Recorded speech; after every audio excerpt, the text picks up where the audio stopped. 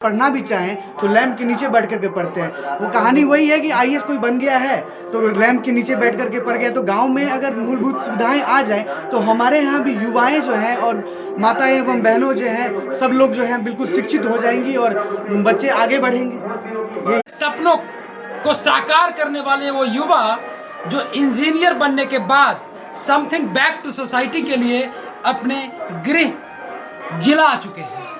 स्थिति यही इनके सपने हैं कि जो काम आज तक नहीं हुआ वो काम अब होगा, जो सपना आज तक पूरा नहीं हुआ वो सपना अब पूरा होगा। वीडियो टीम के साथ समस्तीपुर।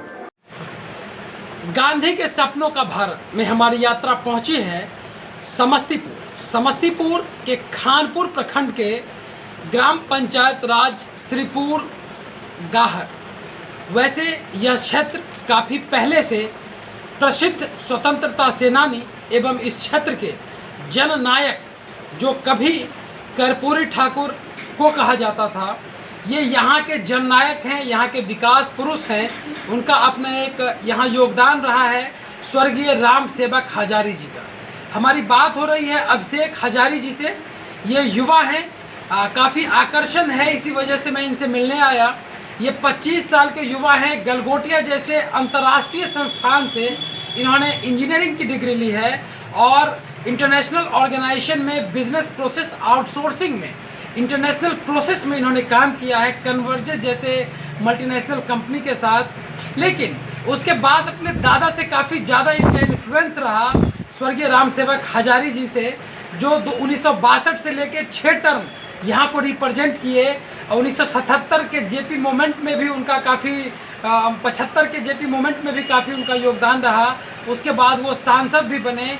वर्तमान में उनके परिवार के कई लोग बिहार सरकार में मंत्री भी हैं और कई लोग परिवार में और रिप्रेजेंटेटिव भी हैं, पॉलिटिकल रिप्रेजेंटेटिव। लेकिन अगर अभिषेक हजारी की बात करें तो इनके सपने गांधी के सपनों को साकार करने वाला है। ये राजनीतिक महत्वाकांक्षा तो रखते हैं लेकिन गांधी के सपनों की आकांक्षा ज़्यादा है, महत्वाकांक्षा बाद में। ये समथिंग बैक टू सोसाइटी करने के लिए आए हैं। जैसा हमारी प्राथमिक बात हुई इनसे, हम इनसे खास मुलाकात में आप लोगों की बात करवा रहे हैं अभिषेक हजारी जी से। आपका कार्यक्रम में स्वागत है। इतनी कम उम्र में इतना बड़ा भार, जो आज़ादी के 75 साल के बाद भी गांधी के सपनों का भारत हाशिए पर है, ऐसे में आप अपने नादान कंधों पे इतनी बड़ी जिम्मेदारी कैसे ले ली है? राजनीति में क्या सोच कर है? राजनीति में आने की मेरी पहली महत्वाकांक्षा ये थी कि मैं इस समाज के जहाँ रहता हूँ, जहाँ शुरू से रहा हूँ, इस समाज में आकर के विकास करूँ। लोगों की दुख को और पीड़ा को देख करके मुझसे रहा नहीं गया। मैं वहाँ दिल्ली में भी काम करता था, बहुत दिनों तक वहाँ काम किया, लेकिन मन में हमेशा कहीं न कहीं अपने लोगों की और अपने समाज की चेतना एक हमेशा जगी रहती थी, जिसकी वजह से मैं समाज में आने के लिए बिल्कुल तत्पर रहता। माननीय मुख्यमंत्री जी की महत्वाकांक्षी योजना जो उनके इससे पिछले कार्यकाल में पंचायती राज संस्थानों को लागू किया गया 7 निश्चय, जिसमें जल नल और गली नली जैसी योजनाएं हैं। जल नल जैसी योजनाएं जब बनाई गई तो कहीं न कहीं योजना आयोग के उस रिपोर्ट को आधार माना गया, जिस रिपोर्ट में एक कहा गया था कि भारत की 80% आबादी स्वच्छ जल नहीं पीते हैं, जिस वजह से उन्हें गंभीर बीमारियां होती हैं। अभी अगर बिहार के सभी 8,404 पंचायत के सोशल ऑडिट को माने या सेंटर फॉर डेवलपमेंट स्टडीज की रिपोर्ट को माने तो ये कहा गया है कि विकास के काम अभी उस हिसाब से नहीं हुए जो उम्मीद माननीय मुख्यमंत्री जी अपने पंचायती राज संस्थानों से रखते थे। ऐसे में आप जैसे लोग जो लंबी महत्वाकांक्षा और दूरदर्शिता के साथ समथिंग बैक टू सोसाइटी करने के उद्देश्य से चैरिटी बिगिन्स एट होम को आगे बढ़ाते हुए नीतीश कुमार के सपनों को कैसे आगे बढ़ाएंगे? देखिए, नीतीश जी के सपने की बात की जाए तो ये निश्चित तौर पर 7 निश्चय योजना जो है ये बहुत ही बढ़िया एक पहल है राजनीतिक और सोशल जस्टिस के ऊपर देखा जाए तो, क्योंकि यहाँ पंचायती राज के ऊपर विशेष फोकस किया गया है 7 निश्चय योजना में। और जहाँ तक आपने बात की कि इसकी इम्प्लीमेंटेशन जहाँ तक हो पा रही है कि नहीं हो पा रही है, लागू हो पाया है कि नहीं हो पाया है, आप कैसे करेंगे? जो स्थिति थी वो भी मैंने अवगत करा दिया। जी, तो मैं इसी की बात कर रहा हूँ। ये निश्चित तौर पर लागू अभी नहीं हो पाया है जी। जो मैं फैक्ट बात करूँ, यहाँ पे आप मनरेगा को देखें, ये सारी दुर्दशाएं हैं अभी यहाँ पर। निश्चित तौर पर मुखिया बहुत सारे हैं हमारे यहाँ पे जो बिल्कुल जेसीबी से खोद देते हैं, छिट्टा माटी भी नहीं गिरता है। लेकिन मैं अगर पंचायत समिति सदस्य यहाँ से बनता हूँ, जो कि मैं बिल्कुल ही लोकल पंचायती स्तर पर यहाँ पे काम करने का काम। श्रद्धांजलि देने के उद्देश्य से नरेगा और मनरेगा जैसी योजनाएं बनी। उस योजना का सीधा ये उद्देश्य था कि ग्रामीण पलायन को रोका जाए और उन लोगों को ग्रामीण स्तर पर रोजगार दिया जाए जो उसके असली हकदार हैं, जो कि आज पंचायती राज संस्थानों द्वारा इस तरह से नहीं किया जा रहा है। आप अपने लीडरशिप में इस प्रोग्राम को कैसे ग्रास रूट लेवल पर लाएंगे और ट्रांसपेरेंसी और अकाउंटेबिलिटी के साथ जो उसके असली हकदार हैं उन तक पहुंचाएंगे? इसमें मनरेगा की जहाँ तक आप बात कर रहे हैं, इसमें सबसे ज़्यादा अगर ज़रूरत है किसी चीज़ की, वो है जागरूकता। अगर हम जागरूकता लोगों के बीच में पैदा नहीं करेंगे, आज मेरे हिसाब से माना जाए, अगर किन्हीं व्यक्ति से आप जाकर के पंचायत स्तर पे पूछ लें कि मनरेगा का न्यूनतम मूल्य जो सरकार द्वारा तय किया गया है वो क्या है, तो आपको जवाब मिलेगा नहीं, मुझे नहीं पता। यही एक मामूली जवाब मिलेगा लोगों से। लेकिन जब लिटरेसी रेट 60% है, हायर एजुकेशन का रेट 25% है, तो ऐसे में सोसाइटी को अवेयरनेस कैसे किया जाएगा? 70 साल लग गए सरकार की योजनाओं तक पहुंचाने में, अवेयरनेस कैसे होगा? अवेयरनेस मैं करूंगा, निश्चित तौर पर एक इंसान कर सकता है। अगर आप एक इंसान से जाकर के बात करें और उसको समझाएं कि आपका न्यूनतम मूल्य जो सरकार द्वारा तय किया गया है वो है 265 या 285, जो भी एक आंकड़ा हो, आप उनको बताएं, उनके बीच में जाए, उनको बताएं, दिन रात बताएं कि आपका अधिकार है मनरेगा में 100 दिन का पक्का रोजगार। ये बहुत ही निश्चित तौर पे बहुत ही बढ़िया योजना सरकार द्वारा चलाई गई थी, कांग्रेस के राज में आई थी ये सरकार योजना। तो निश्चित तौर पर कि आप लोगों को जाकर के उनके बीच में बताएं कि आप कहीं बाहर ना जाएं, आप अपने परिवार के साथ रहना चाहते हैं तो निश्चित तौर पर अपने परिवार के साथ रहें। आपके मुखिया, आपके ग्राम सरपंच, आपके पंचायत समिति, इनसे जाकर के आप डिमांड करें कि हमें 100 दिन का पक्का रोजगार क्यों नहीं मिल रहा है। अगर यही जागरूकता आप लोगों के बीच में पैदा करेंगे तो निश्चित तौर पर पलायन का जो समस्या है हमारे यहाँ पे बिहार में, वो निश्चित तौर पर रुकेगा। और सरकार को भी इस दिशा में देखना चाहिए कि अगर 265 या 285 रुपये अगर न्यूनतम मूल्य है तो इसको बढ़ा करके कम से कम 350 या 400 के करीब लाया जाए, ताकि लोग भी जागरूक हो इस चीज़ के लिए कि यहाँ रुक सके और अपने बाल बच्चों के बीच में रह सके। खेती बाड़ी भी जो हमारे यहाँ पे बहुत महत्वपूर्ण कार्य है, ये भी कर सके। आज के युवा नशा, पलायन और बेरोजगारी जैसी समस्याओं से जूझ रहे हैं। अगर एमनेस्टी इंटरनेशनल की बात करें तो देश की कुल आबादी में लगभग 70% आबादी 35 साल से कम उम्र के युवक एवं युवतियों का है। ऐसे में ग्रामीण भारत पर जो युवा और युवतियों का एक बोझ है, उस बोझ को हम एक अच्छे ह्यूमन रिसोर्स में कैसे कन्वर्ट कर सकते हैं? उनके एम्प्लॉयमेंट के लिए, उनके स्वरोजगार के लिए जो जॉइंट लाइबिलिटी ग्रुप है या सेल्फ हेल्प ग्रुप है या मुद्रा योजना है, या उन सब योजनाओं को बैंक से कैसे कनेक्ट कर उनको इकोनॉमिक एम्पावरमेंट किया जा सकता है? निश्चित तौर पे आपकी बात बहुत सही है। हम अगर देखें तो लघु सरकार द्वारा जो है सब्सिडी भी दिया जा रहा है। लघु उद्योग इस क्षेत्र में बहुत बढ़िया कार्य करेगा, क्योंकि लघु उद्योग को एस्टैब्लिश करने के लिए 5 लाख, 2 लाख, 2.5 लाख, 10 लाख तक भी लगते हैं। और सरकार इस पे सब्सिडी ज़्यादा से ज़्यादा दे, ताकि जो लोग युवा हैं बाहर जा रहे हैं रोजगार के लिए, निश्चित तौर पर ना जाएं, अपना एक व्यवसाय सेट करें, चाहे वो खादी का हो, चाहे वो कृषि का हो, चाहे वो मत्स्य पालन का हो या फिर पशुपालन का भी हो, किसी भी प्रकार से लघु उद्योग में सरकार को है कि उनको प्रोत्साहित करे और उनको सब्सिडी दिया जाए 50%, 70%, ताकि लोग जो है आगे आकर इस कार्य में जो है अपना सहभाग दे सके और लोगों के बीच जा सके, जिससे कि रोजगार की उपलब्धता जो है बिहार के अंदर और पूरा हमारे क्षेत्र के अंदर, सिरपुर गाहरिया हुआ या फिर समस्तीपुर हुआ, ये बढ़ेगी। तो ये मेरा सबसे महत्वपूर्ण है कि लघु उद्योग को जो है आगे बढ़ाया जाए सरकार द्वारा। महिलाओं की आबादी 50% है, उसमें महिलाओं को स्किल डेवलपमेंट और ह्यूमन रिसोर्स में उनका बहुत ज़्यादा कंट्रीब्यूशन नहीं रहता है।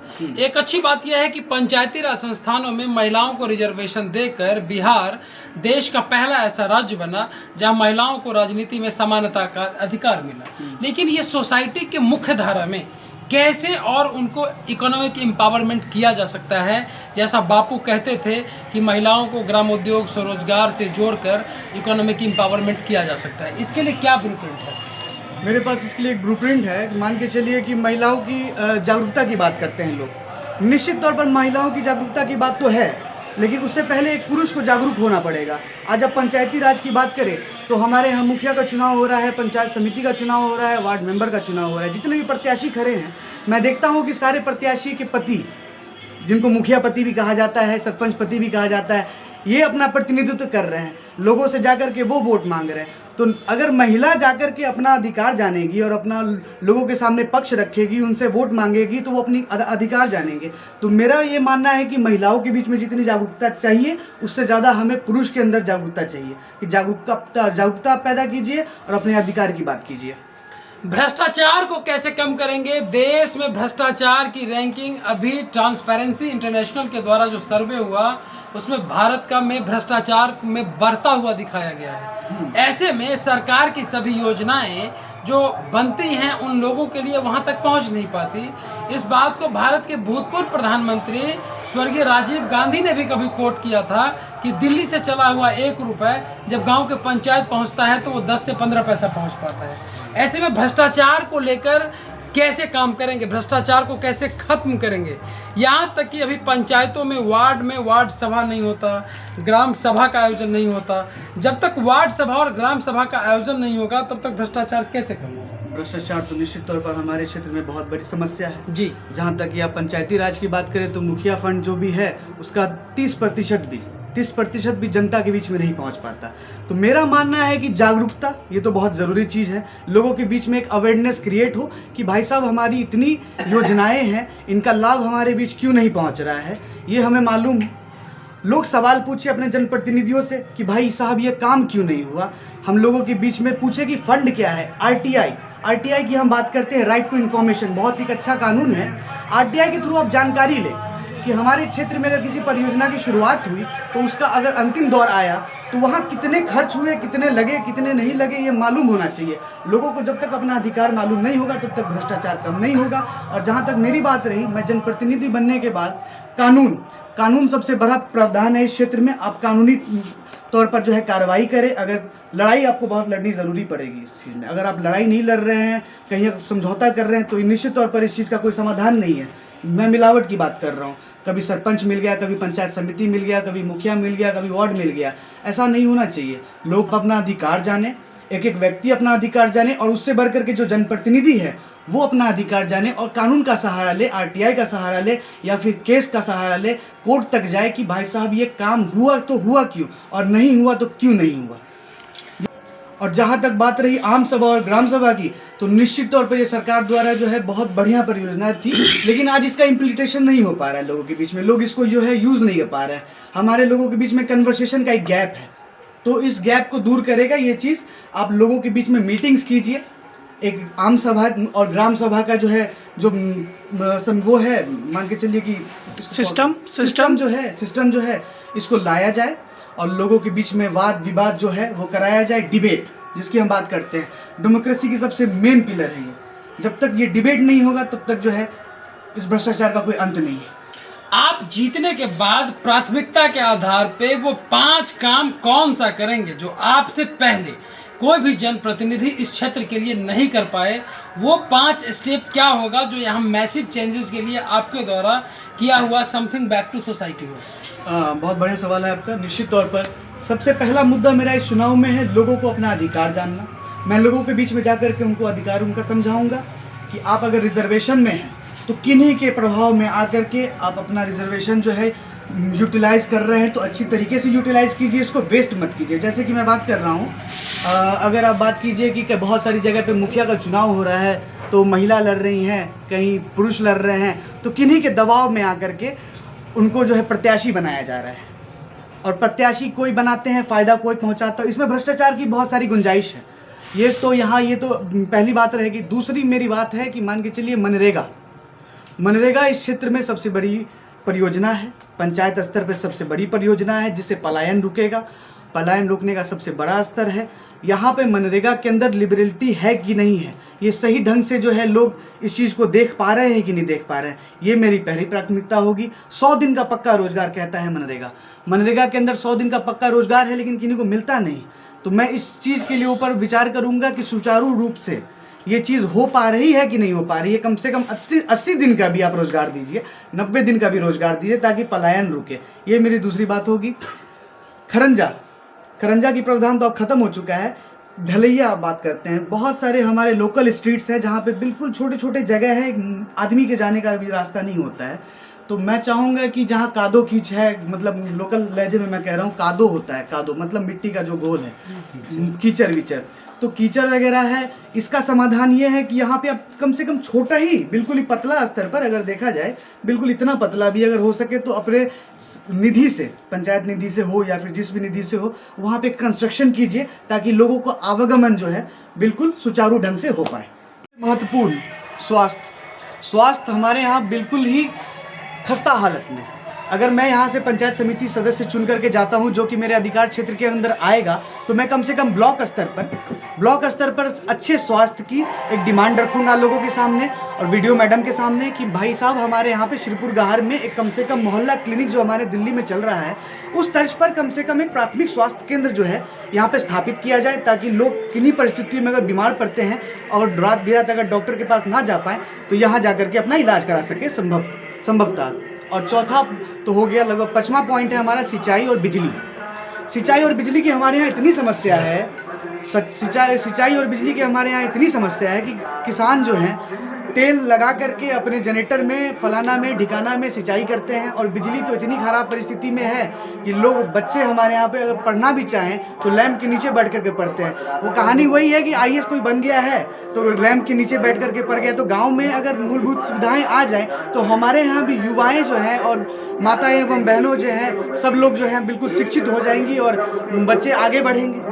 यही हमारी पहली विचार है। इसके अलावा जो चीजें सरकारी प्रयास से आपको लगेगा कि वो पूरा नहीं हो रहा है, तो उसके लिए आप और क्या प्रयास करेंगे? वॉलंटरी ऑर्गेनाइजेशन से, NGO से, कई सारे CSR के फंड्स हैं जिससे आप अपने क्षेत्र को विकास नहीं, निश्चित तौर पर मैं बहुत सारे NGOs के साथ ऐसे हैं जो जिनके साथ संपर्क में हूँ। मैं लोकल अवेयरनेस क्रिएट करके सभी लोगों का एक समूह बना करके ब्लॉक स्तर पर समाहरणालय में जाकर के इस मुद्दे को उठाऊंगा जोरों शोरों से कि मानव अधिकार हमारा है, इसकी पूर्ति की जाए।